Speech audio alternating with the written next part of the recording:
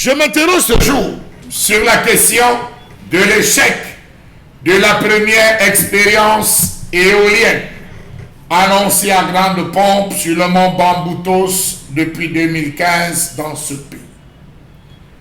8 mai 2015, le Cameroun annonçait une première expérience de centrale éolienne de 42 MW sur le mont Bamboutos. On a applaudi en se disant enfin on passe à autre chose. Après les barrages hydrauliques, après l'eau, on va passer désormais avec le vent, la production de l'électricité par le vent, la production du solaire. 7 ans après les prémices, plus rien. Pourtant, dans le cadre de sa politique de promotion des énergies renouvelables, le gouvernement camerounais avait promis lancer en grande pompe en 2015 son tout premier projet dans l'éolien qui devait s'étendre aux autres régions du Cameroun. Une expérience pilote de production de l'énergie éolienne sur le mont Bamboutos avec la construction d'une centrale de 42 MW extensible à 80 MW. On nous avait dit que cette centrale éolienne viendra renforcer le mix énergétique du Cameroun, actuellement dominé par l'hydroélectricité, qui représente officiellement 73,3% de la production nationale, contre 1% pour la biomasse. Avec ce projet inaugural de l'éolien, le Cameroun ajoutera une nouvelle composante à son architecture des énergies renouvelables, lesquelles assureront officiellement 74,4% hydroélectricité et biomasse de la production actuelle de ce pays, qui fait face à un gros déficit énergétique, bien que revendiquant le deuxième potentiel hydroélectrique en Afrique subsaharienne, derrière la République démocratique du Congo. À ce jour, rien que des discours, rien que du bavardage inutile. À ce jour, rien. Comment comprendre cette négligence lorsqu'on sait que le Cameroun a une géographie diversifiée, que le pays est confronté à plusieurs défis dans le développement de l'énergie éolienne?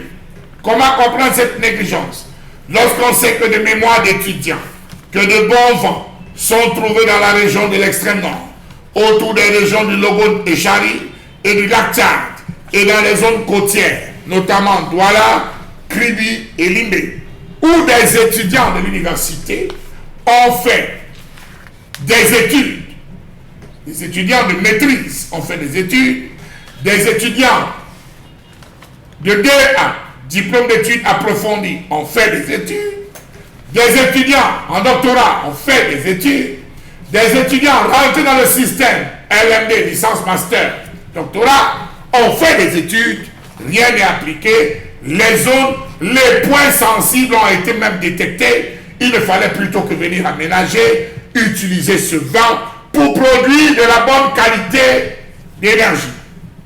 En effet, dans la littérature scientifique, seules quelques études ont été réalisées à ce jour. On a M. Tinda qui a évalué de manière hypothétique le potentiel éolien dans la région de l'extrême nord du Cameroun. On a Tinda et Capron qui ont analysé la vitesse des vents et la distribution d'énergie dans les régions de la Damawa et du Nord Cameroun.